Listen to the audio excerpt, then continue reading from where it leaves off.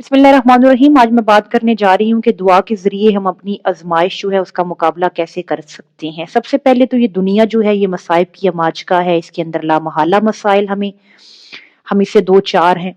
और याद रखें किसी इंसान के ऊपर अगर कोई आज़माइश आती है तो वो उसकी इस्लाह करती है, उसके दर्जात बुलंद जो है वो होते हैं, लेकिन किसी एक मोमिन के लिए।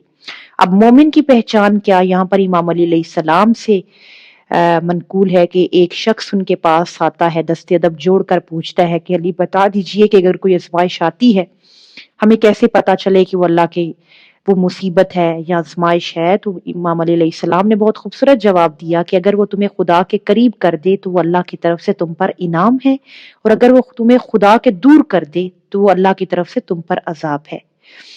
तो इससे पता चलता है कि यानी कोई अगर तकलीफ आजमाइश आए और वो किसी मोमन की इस्लाह करे, उसके दर्जात बुलंद करे, उसे अल्लाह के करीब कर दे। जैसे इमाम अली अलैहिस्सलाम फरमाते हैं ना कि अगर मेरी जिंदगी में दुख ना होता तो मैं अल्लाह के साथ दुआ का रिश्ता कैसे निभाता। यानी इससे मुराद ये है कि मुसीबत या आजमाइश या तकालीफ जो है किसी मोमिन के लिए इस्लाह के साथ साथ खुदा के साथ उसका कनेक्शन मजबूत है। और फिर इमाम अली अलैहिस्सलाम फरमाते हैं कि मुश्किलात हमेशा बेहतरीन लोगों के हिस्से में आती हैं, यानी अजीम लोगों के हिस्से में, जो दुश्वार गुजार रस्तों से होकर उन्हें बेहतरीन तरीके से सरंजाम देने की सलाहियत रखते हैं। ये जो मुसीबत है या आजमाइश है, देखें हजरत यूसुफ अलैहिस्सलाम का मिसाल आपके सामने है, हजरत याकूब अलैहिस्सलाम की मिसाल, हजरत मोहम्मद सल्लल्लाहु अलैहि वसल्लम के मजनून और जादूगर कहा गया, उनके ऊपर ऊंट की ओजड़ी सजदे की हालत में डाली।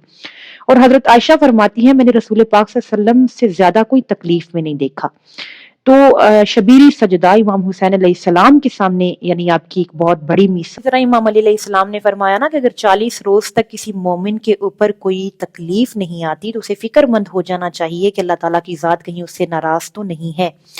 और एक मोमिन के लिए जरूरी है कि वो अज़कार और दुआओं के जरिए अपनी जो आजमाइश है, मुसीबत, तकालीफ है, उसको कैसे दूर कर सकता है। जैसे आपने सुन रखा होगा कि बिस्तर पर लेटते हुए जिस शख्स ने एक दफा आयतल कुर्सी पढ़ी, फिर अल्लाह ताला की ज़ात ने उसके ऊपर मुहाफिज और निगरान मुकर्रर कर दिया और सुबह तक शैतान उसके करीब नहीं आएगा। अबू मसूद से मरवी है कि रसूल पाक सल्लल्लाहु अलैहि वसल्लम ने फरमाया कि जिस इंसान ने, जिस मोमिन ने सूरह बकरा की आखिरी 2 आयात पढ़ ली, उसके ऊपर यानी वो मुसीबत के अंदर बहुत अफादियत की हामिल है। और रसूल पाक सल्लल्लाहु अलैहि वसल्लम ने फरमाया कि नेकी के अलावा कोई चीज उम्र नहीं बढ़ा सकती, और दुआ के बगैर तकदीर जो है, कोई चीज तकदीर को नहीं बदल सकती। जो इमाम अली अलैहिस्सलाम फरमाते हैं ना कि सबसे ज्यादा जो मसाइब की जड़ है वो आपकी जुबान है, यानी दूसरे लोगों के साथ इखलाक से पेश आना चाहिए। और फिर फरमाते हैं कि दूसरों के लिए जिस इंसान ने नेक दिली से दुआ की उसे दुनिया में अपने लिए दुआ करने की जरूरत महसूस नहीं होगी। तो जो दुआ है वो किसी मोमिन के लिए एक असले और हथियार की जो है वो मानिद है। और दुआ किसी भी आजमाइश के सामने एक डिफेंडिंग पोजीशन में खड़ी हो सकती है, जिससे हमारे उलजाए कराम को देख लें, इमाम को देख लें, नबी उलजा जो हैं, कितनी मुसीबतें, कितनी आजमाइश उनकी जिंदगी में आई और दुआओं के जरिए जो है, और सब्र और शुक्र का जो दामन है वो हाथ से जाने नहीं दिया। खुदा फरमाता है ना कि अदऔनी अस्तजिब लकुम, कि मुझे पुकारो मैं तुम्हारी दुआ कबूल करूंगा। सो इस सोच के साथ आगे बढ़ें कि अल्लाह ताला की ज़ात जो है वो बेहतरीन करने वाली है।